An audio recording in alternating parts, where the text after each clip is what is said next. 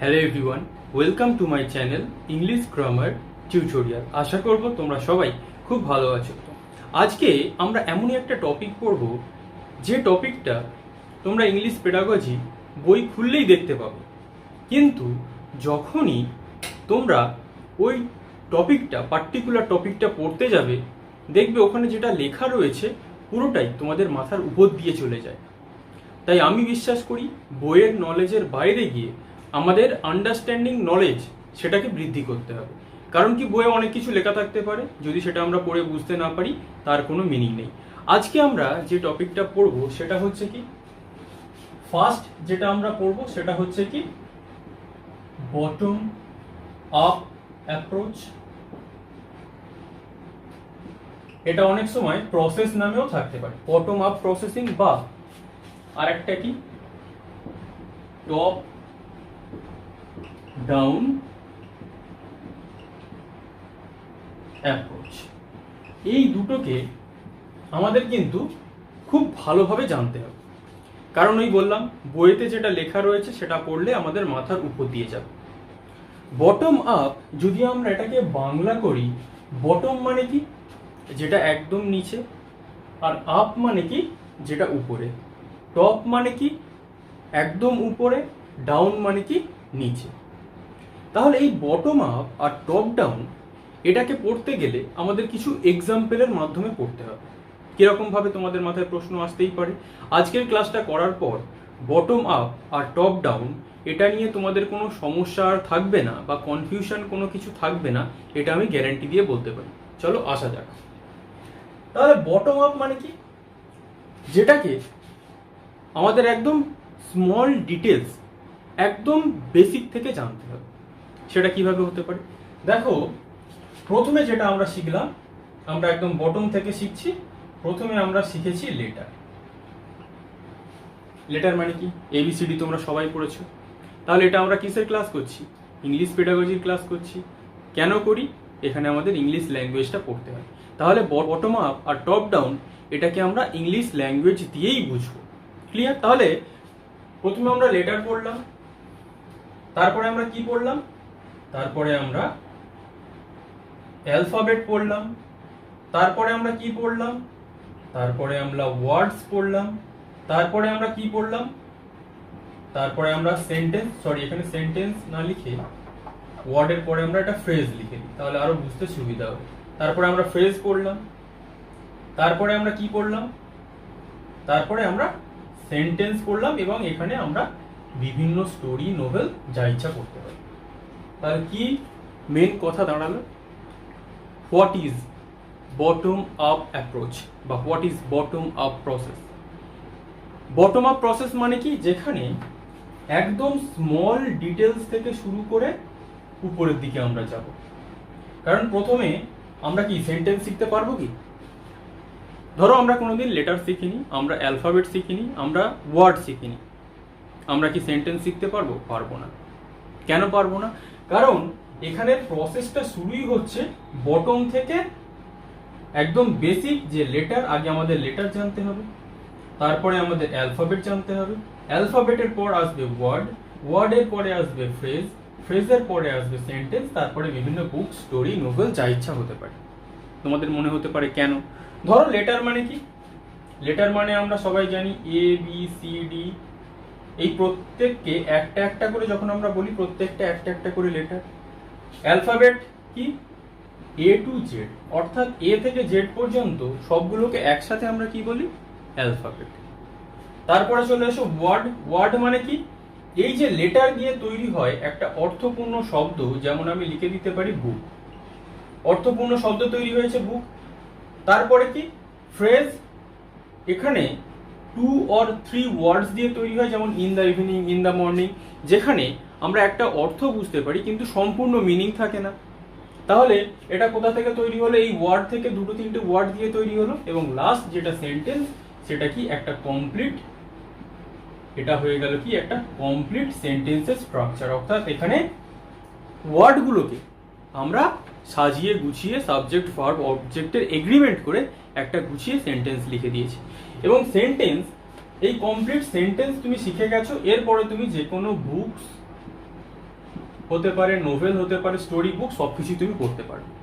তাহলে বটম আপের যেখানে পরীক্ষায় যেমন ভাবে আসবে, সেখানে দুটো জিনিস তোমাদের জানতে হবে। এক কি, ইনকামিং, লিখে রাখবে এটা খাতায় নোট ডাউন করে, ইনকামিং ইনপুট, INPUT, এটা INPUT, ইনকামিং ইনপুট প্রয়োজন।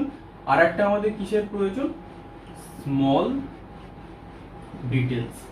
পরীক্ষার সময় তোমাদের মনে আসতে পারে যে কোন অ্যাপ্রোচে আমাদের ইনকামিং ইনপুটসের প্রয়োজন হয়। ইনকামিং ইনপুটকে আমরা আরো যদি সহজে বুঝতে পারি, এই যে ধরো আমরা তোমাদেরকে একটা সেন্টেন্স শেখাচ্ছি, সেই সেন্টেন্সটা শেখার জন্য কি কি ইনপুট দরকার, আমি বললাম তোমাদের লেটার দরকার, শিখে নিয়েছো, অ্যালফাবেটের প্রয়োজন শিখে নিয়েছো, ওয়ার্ডের প্রয়োজন শিখে নিয়েছো, ফ্রেজের প্রয়োজন সেটা শিখে নিয়েছো।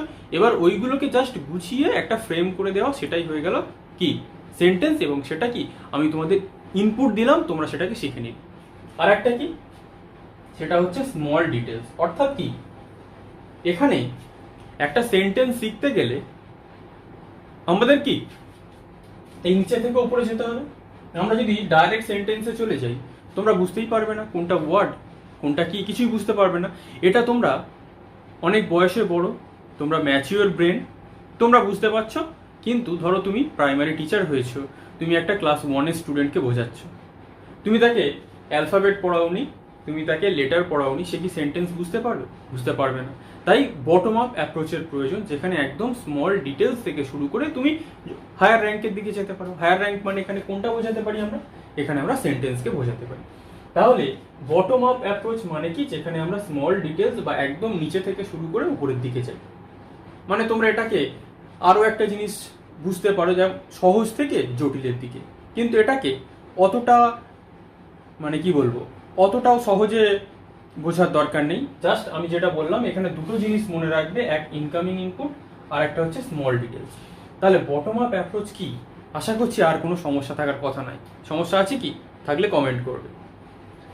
এরপরে যেটা আমরা দেখবো সেটা হচ্ছে কি টপ ডাউন অ্যাপ্রোচ বা টপ ডাউন প্রসেস। তাহলে what is top down process?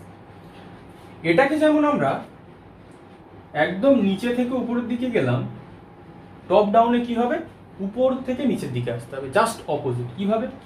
প্রথমে আমি স্টুডেন্টকে সেন্টেন্স শেখালাম, তারপরে আমি তাকে বললাম ফ্রেজ শেখো, তারপরে আমি তাকে বললাম ওয়ার্ডস কি হয়, তারপরে আমি তাকে বললাম অ্যালফাবেট কি, তারপরে আমি তাকে বললাম লেটার কি। অর্থাৎ এখানে দেখো আমি এখান থেকে শুরু করেছিলাম, এখানে আমি কোথা থেকে শুরু করলাম, এখান থেকে শুরু করলাম, এখান থেকে আমি নিচের দিকে গেলাম। অর্থাৎ টপ ডাউনটা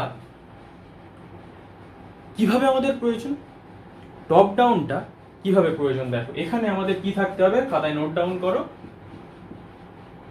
প্রিভিয়াস নলেজ। অর্থাৎ টপ ডাউনে কিছু পড়তে গেলে আমাদের কি থাকতে হবে, প্রথম পয়েন্ট যেটা তোমরা মনে রাখবে, যে টপ ডাউন অ্যাপ্রোচে আমাদের প্রিভিয়াস নলেজের প্রয়োজন। কারণ আমি অ্যাজ এ টিচার, তুমি ইংলিশের কিচ্ছু জানো না, তোমাকে আমি প্রথমে কি শেখালাম, তোমাকে আমি প্রথমে শিখিয়েছি সেন্টেন্স। আমি কি বলেছি, সেন্টেন্স কি দিয়ে তৈরি হয়, কিছু ওয়ার্ড দিয়ে তৈরি হয় যার একটা মিনিং থাকে।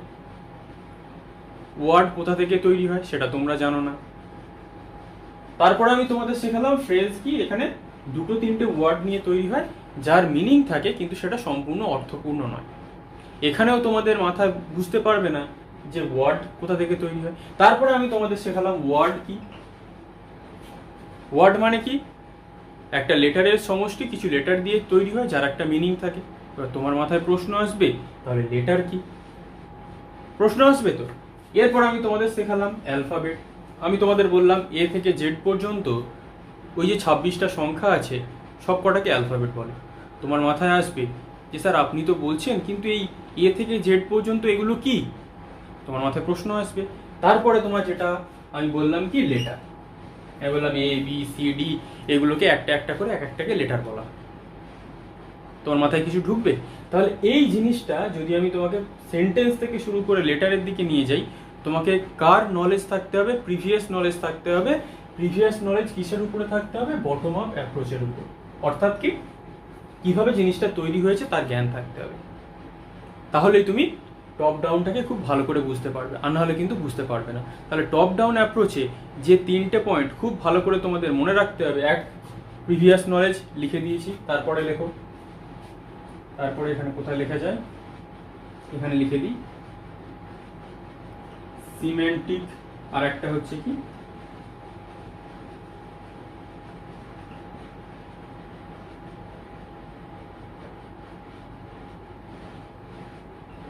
সিনট্যাকটিক।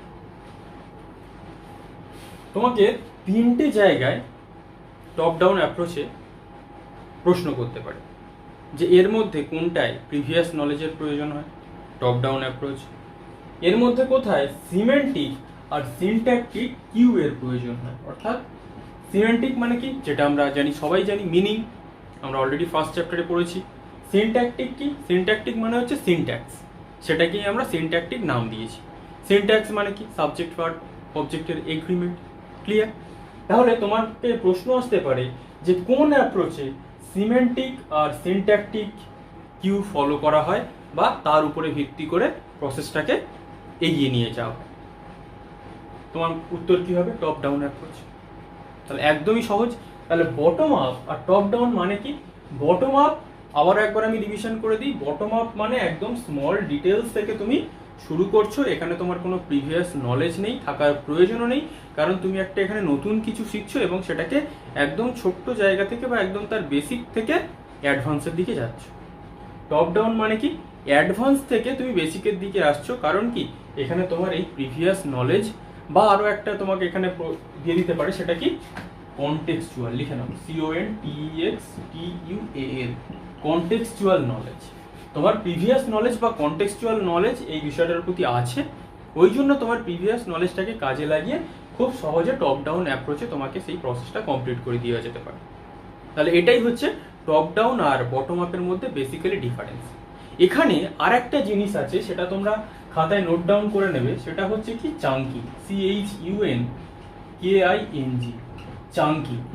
ভালো করে এই পয়েন্টসটাকে মনে রাখবে, এই ওয়ার্ডটাকে চাঙ্কিং। চাঙ্কিং মানে কি? চাঙ্কিং মানে হচ্ছে ব্রেকআপ।